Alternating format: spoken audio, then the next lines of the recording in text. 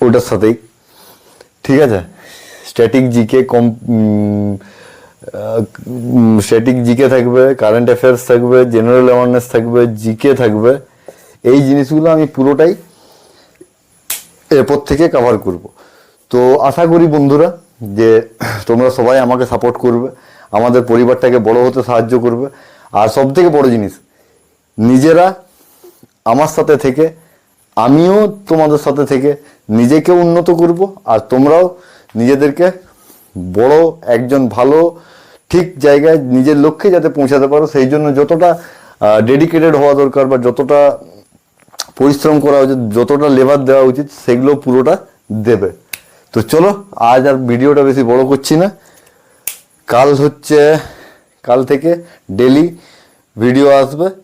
তো যেদিনের যে ইনসিডেন্টটা হয়েছে ঠিক তার পরের দিন নেক্সট ডে ওটা আপলোড হয়ে যাবে।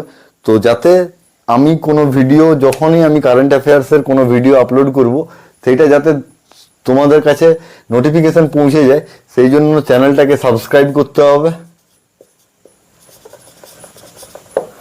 আর বেল যে ঘন্টাটা আছে,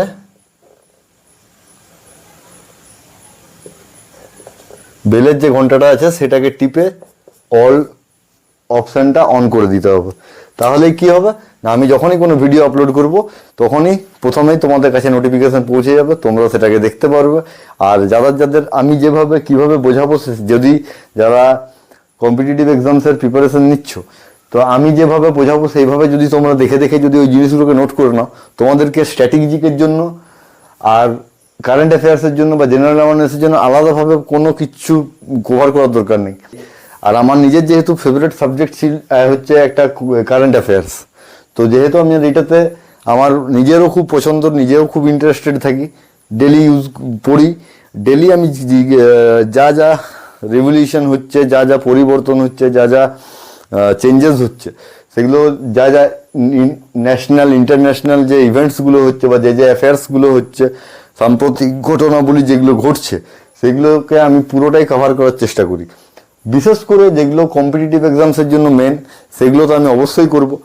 আর যদি কোনো আমার মনে হয় যে না এটা পরীক্ষার জন্য অতটা ওই বেশি ইম্পর্টেন্ট নয়, তো সেটা আমি হয়তো হালকা করে বলে দেবো, বাট ওটার অত ডিটেলস বলবার আমি দরকার নেই। কারণ হচ্ছে কি, মেন আমাদের টার্গেট হচ্ছে যে সাকসেস